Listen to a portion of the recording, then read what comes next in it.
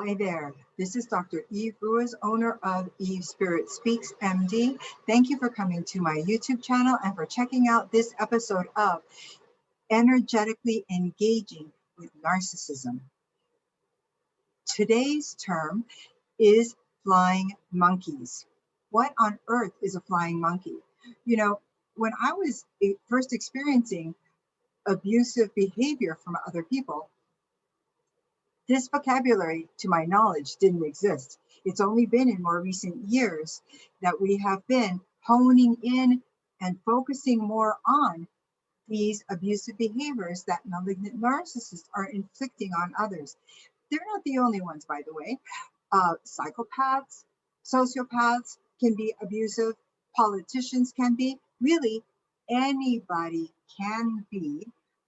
I went from naming psychological disorders or psychiatric disorders to naming professions.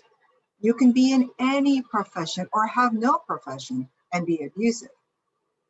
My series is about narcissists, and I am talking about people who are being selfish, especially malignant narcissists, those who are being selfish to the point of exploiting, abusing, or otherwise harming others.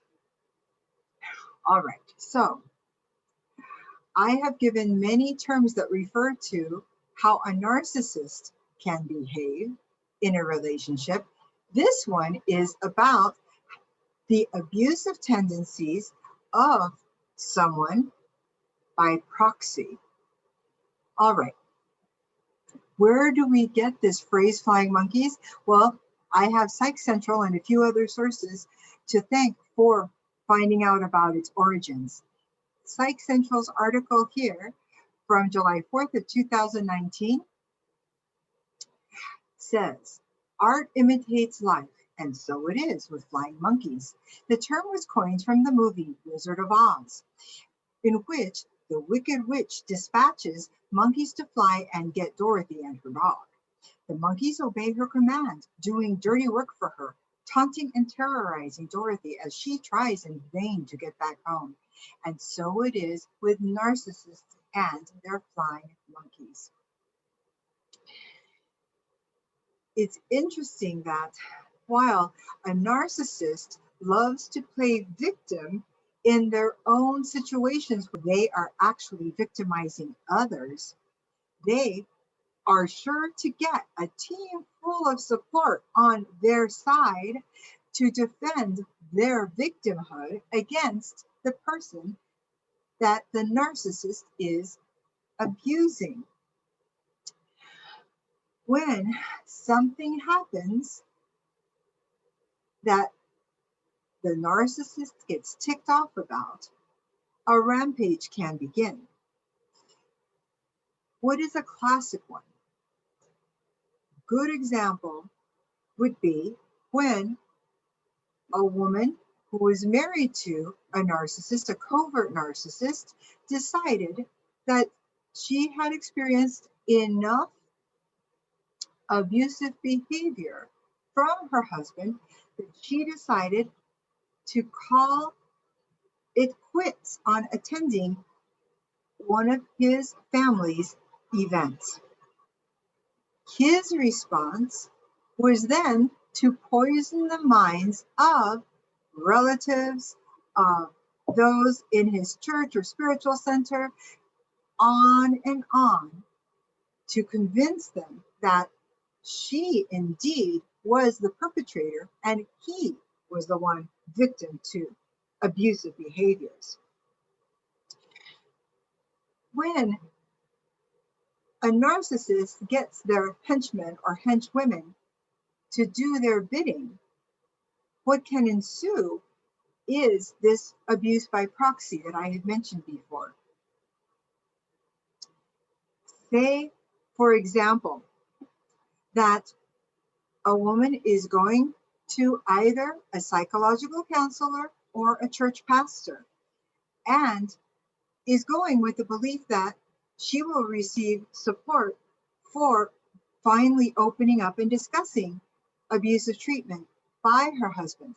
Now, I'm giving examples for a man is the perpetrator. We all know the truth is that while men certainly are often publicized as the perpetrator, there are also women who are perpetrators. All right, so to disregard the specific gender within the scenarios.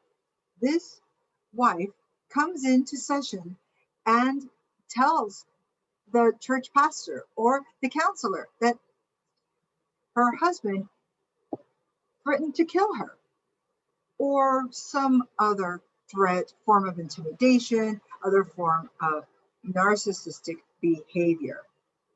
An example of something inappropriate by a flying monkey would be to mention, he didn't mean he was really going to kill you. Let's get real here.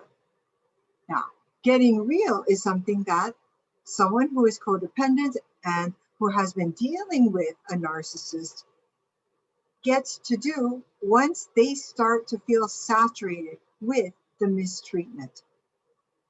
The thing is that while they're getting real, the narcissists are borderline delusional in that they lie so much and believe their lies because they justify their unfair actions toward another.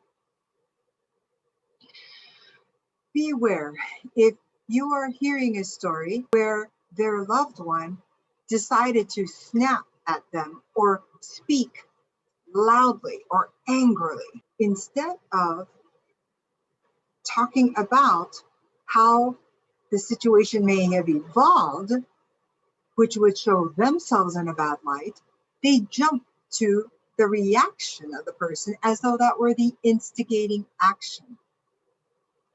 If you hear, especially repeatedly, stories that start out with seemingly out of the blue behavior and never hear the explanation for why that may have happened, beware that you may be speaking with a narcissist. Being that narcissists are master manipulators, they will actually hold on to the opinion that they are justified in their negative and inappropriate behaviors towards you if you are their victim.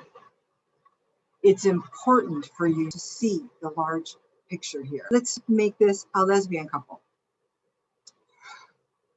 When two women are apart because one is doing whatever she can to escape unfair treatment from the other and has actually cut off, which is in some more drastic cases the smartest thing to do, cut off herself from communication by the other person.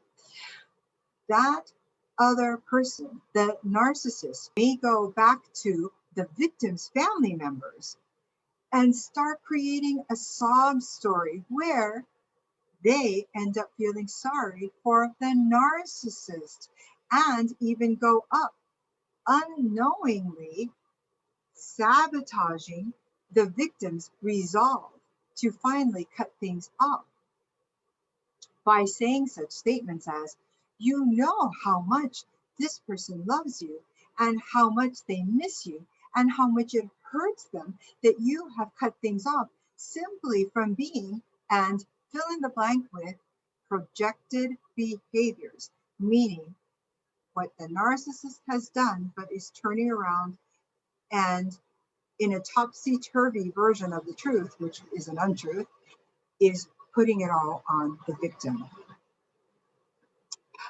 If you have seen this happen or have actually had it happen to you, now you know it's a thing.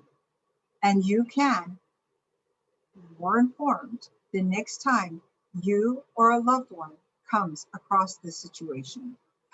I am here to spread light on this because not only am I a psychiatrist from a top 10 medical school, I am also an entrepreneur with a passion in my heart to get the word out about how we can empower ourselves from difficult situations. And relationships with narcissists is definitely more prominently discussed in today's society. Not only that, but I have personally experienced behaviors that are not positive from not one, but a few narcissists in my life, as I was born to two of them. So I can tell you from a wealth of experience and knowledge what to look out for, what you can do, and to help seal the deal if you're really interested in moving out from victimhood into victor. Give me a text at 949-424-4494. I am beginning within a few weeks a program to help you do that very thing. I wish for you a wonderful week. Tune in to the next program on Entangling with Narcissism. And in the meantime, be true to you. Namaste.